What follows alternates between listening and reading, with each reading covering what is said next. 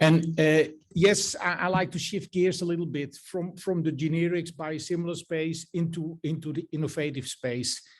JGP Biologics is a Polish company, and we would call it a mature startup. And I will get to that, why we think it's a mature startup. The reason why it's mature is basically on the right of the slide. The family Starak, well known because they are the owner of Polpharma Generics and Polpharma Biologics, has decided to also have an innovative branch. Also illustrating what Gopal and Anil already said this morning, having innovative drug in a pure biosimilar environment is very difficult. So the Starak family have applied scientific development in Poland. First, as I said, by Polpharma Generics.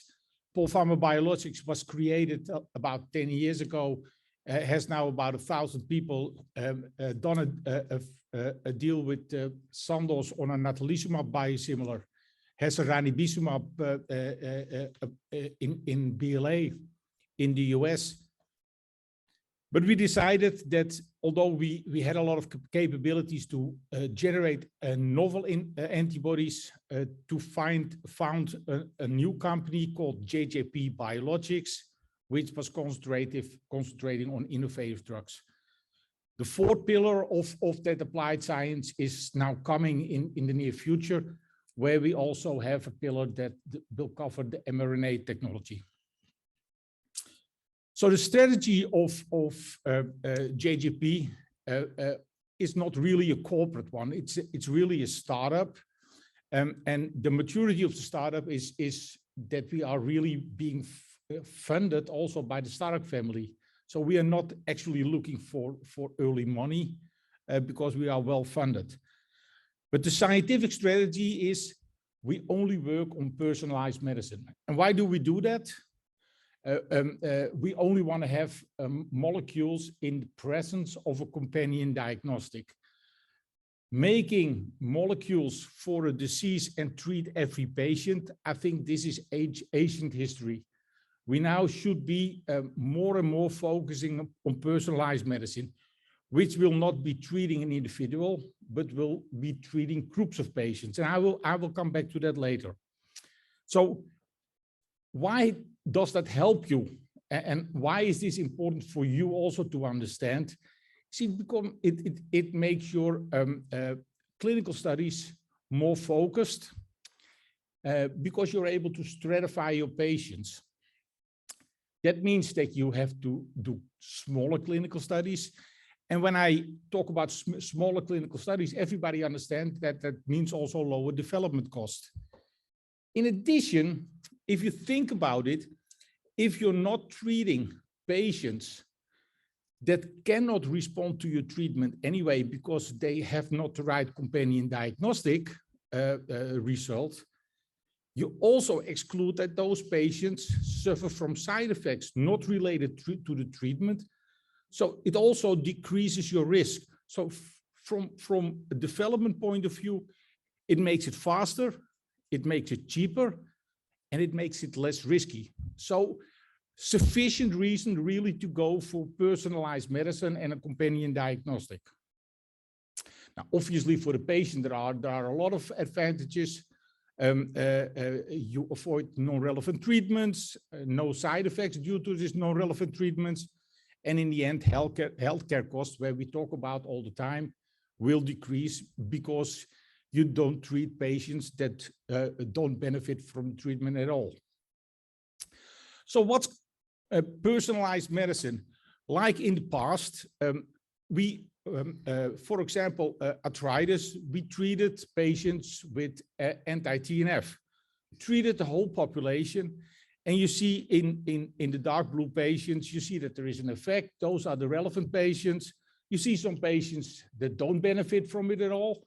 But also you see patients that even get worse from the treatment. If you now could select those patients based on an assay that you do prior to the treatment, you could treat the green patients with the green medicine, the yellow ones with the yellow, and the blue ones with the blue medicine, so that they can all have the treatment effect. So instead of treating every patient in a certain disease the same, we try to divide them into groups. And, you know, we do this all the time. If we listen to the announcement of the weather and you hear bad weather, that's not sufficient for our protection. Because if it's rainy during the summer, then an umbrella and short trousers are good enough. But here, the last few days, we have had a lot of wind and a lot of rain. Then you cannot do an umbrella. You have to protect differently. And I can tell you, if it snows, then it's even more terrible here in the Netherlands with all those bikes.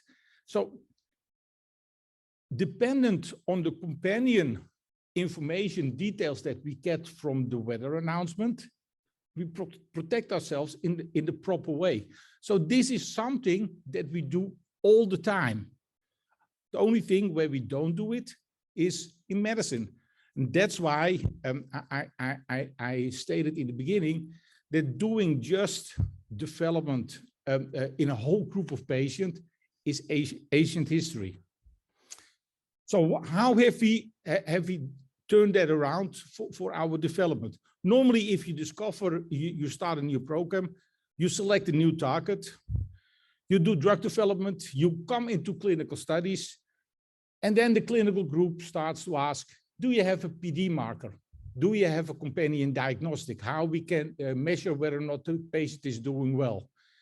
I've been there, I've seen it, and this is very, very difficult if you do that at that stage. So what at JGP we have decided? We have just decided to turn this around.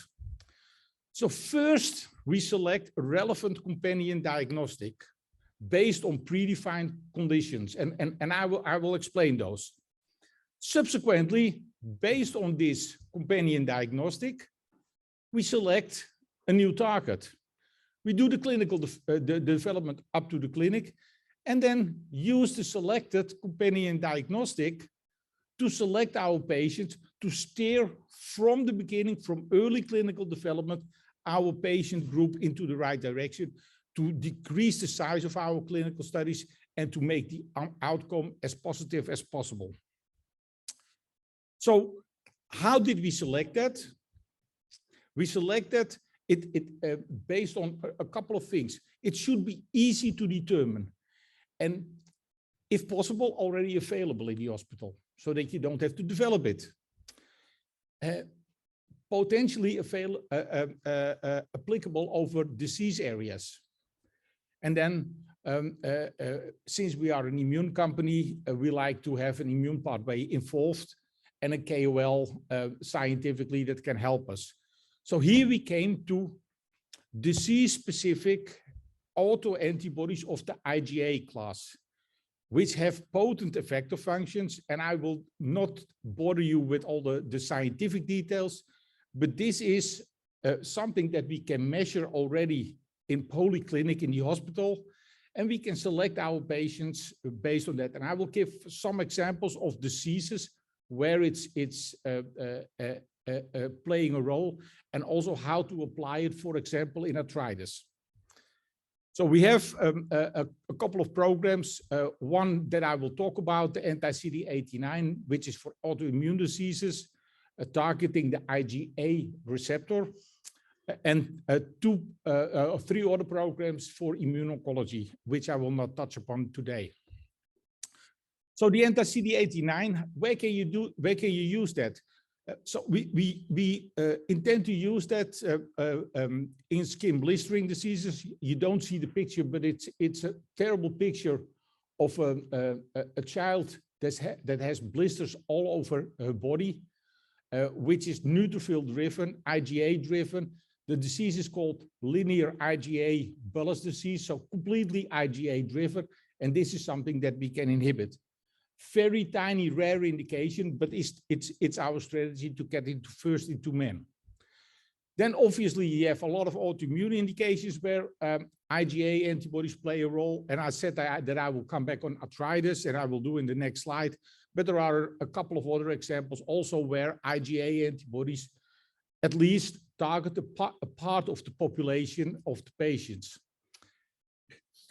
There are a couple of diseases where immune complexes play a role, and you would be not surprised that these are IgA mediated, and because they have IgA in their name. And then there are a couple of other ones, you know, I will focus on the picture, which is cutis laxa, an IgA mediated disease where the autoimmune reaction goes to elastin in the skin, and the photographs are only 3 years apart. This is a woman of begin 40 that in 3 years looked like an old woman. So terrible disease, and there is no treatment yet available. So how do we want to use this?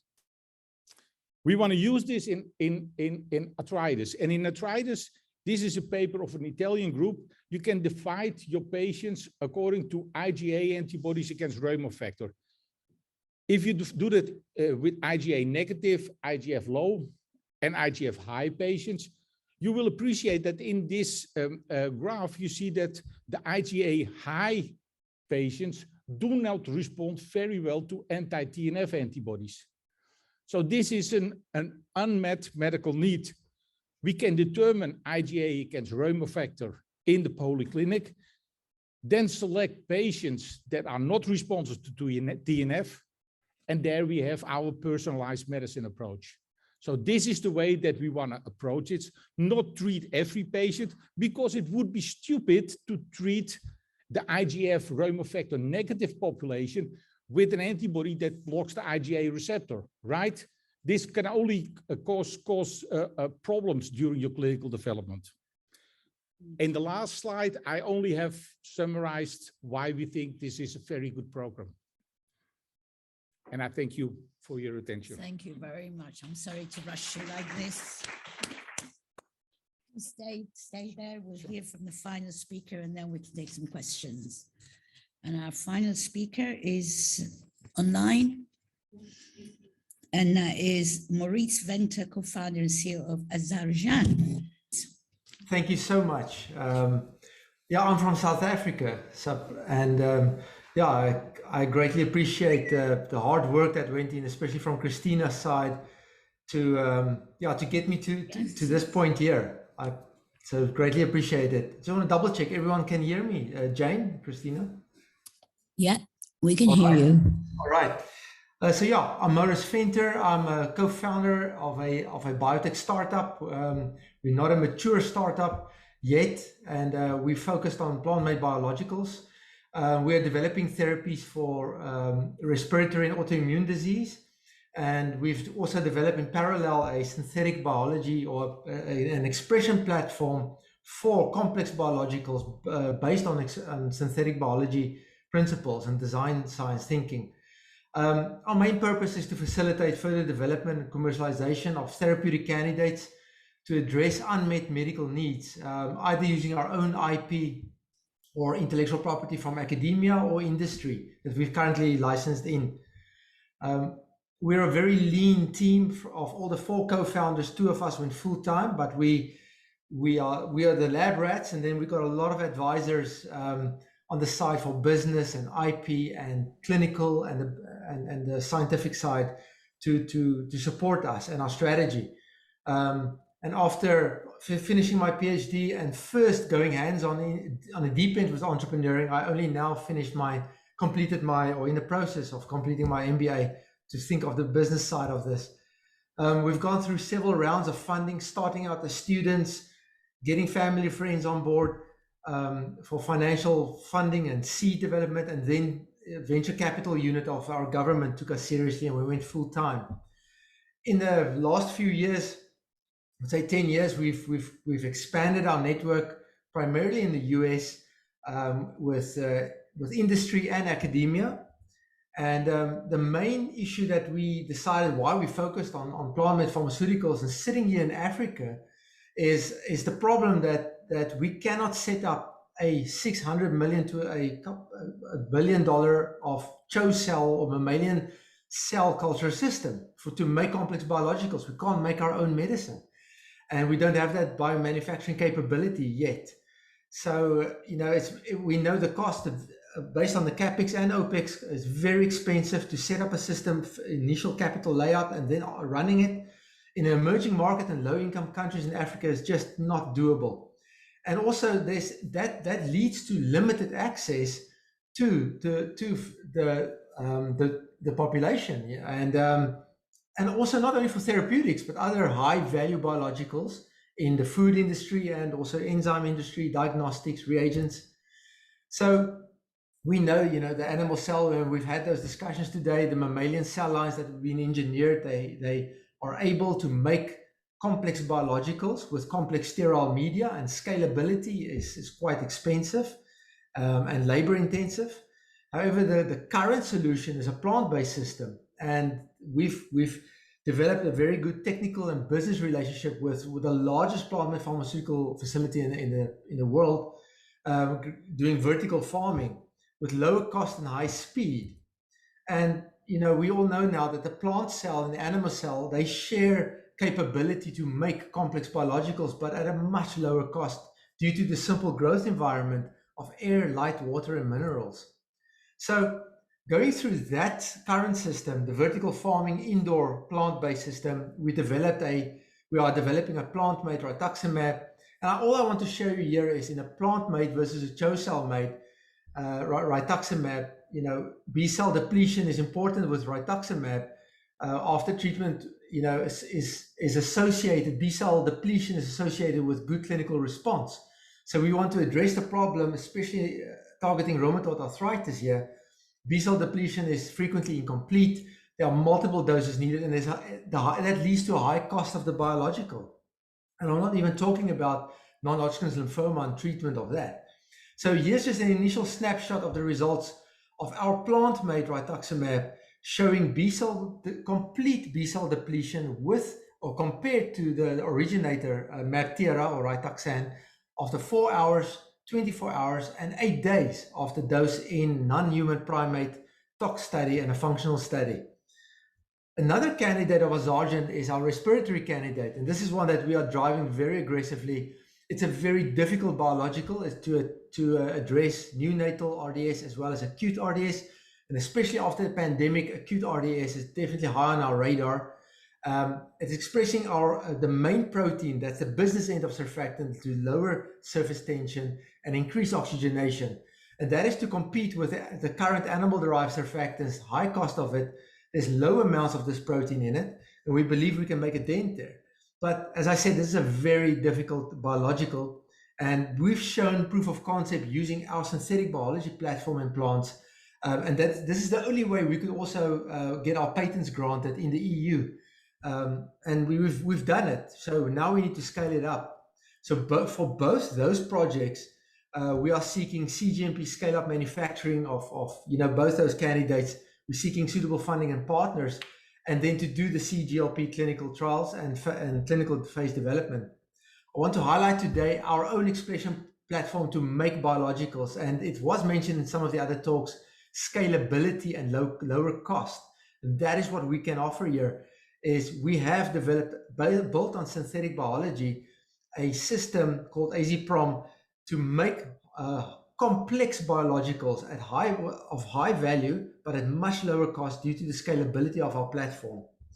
And that is a better solution compared to the indoor farming, vertical farming solution. This is using, in South Africa, the transgenic plant system. And this is also where we are addressing also one of the issues that was highlighted in one of the previous talks was carbon neutrality. We know that tobacco plant can give you large biomass, and that is how we can address carbon neutrality as well. However, we've built our system tailor-made for transgenic tobacco to give you even a lower cost at a much larger scalability.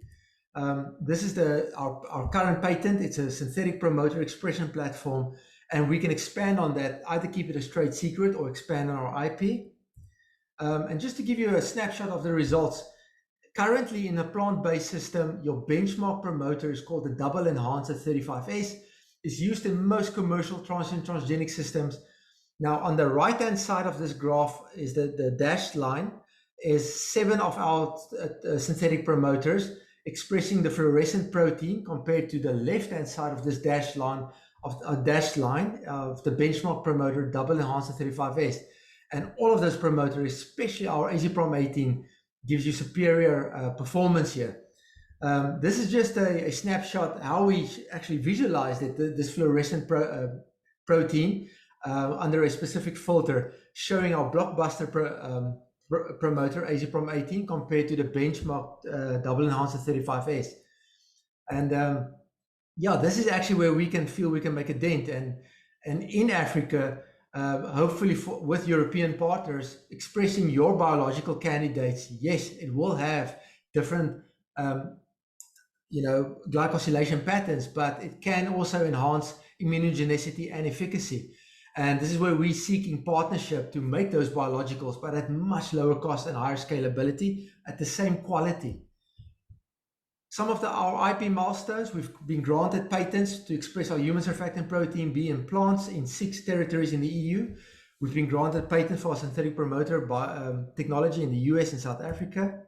And we've also been featured with key companies in the synthetic biology space globally. Thank you very much. Thank you very much, Maurice. Very, very interesting. Any questions for our startups? Yes, please. These great presentations. I have a question because autoimmune diseases these days, we saw it in the last therapeutic area of JAK inhibitors that went into PRAC at European level, showed that long-term tolerance is becoming a real nightmare for these specific products. So probably that anti-TNF are going to stay for a long time, the standard of gold in terms of the treatment of autoimmune diseases. The question I have is more for Luis, but it could be answered as well by Mauritz afterwards, is how do you see the development of your programs in terms of tolerance long-term effects, or how do you help industries in terms of evaluating this a little bit upfront? We saw that there are many public programs in Europe, for example, talking about precision medicine, where we take sociosome, genome, and all the other aspects around the patients with a huge amount of data analysis using different parts, and IgA or inhibitor CD89 could be a good program for that. Do you see any co-development with big public programs like this one in terms of assessing your model at much bigger scale, or how do you see that? Obviously, we like to do this on a much bigger scale. But I think also people have to get used to the fact how we strategize our development. The fact that you start with selecting the right companion diagnostic makes your complete pipeline much more focused. And yes, if we can convince first larger partners, because we are a mature startup, but I realize that beyond phase 2, our development gets more difficult, especially when you have such a broad spectrum of diseases. So we need first corporate interest, and then yes, I think it would would be logical also to have this public involvement, because this is doing the right thing, developing something for a specific group of patients. And then with regard to resistance, the problem that in this case we are assessing is in chronic autoimmunity. Mauritz talked about rituximab. Yes, rituximab can work in arthritis, but rituximab doesn't deplete the plasma cells. And in most chronic autoimmune diseases, initially autoantibodies are being generated by B cells, but they differentiate in chronic autoimmunity into plasma cells and they lose CD20. So rituximab does not deplete this, like GMP manufacturing cells that we have, that those patients have in their own body. And therefore, I think if we can select there a specific set of patients and block that pathway, yes, other pathways might get more important in that specific patient, but at least at that moment, we know what we do. Thank you very much.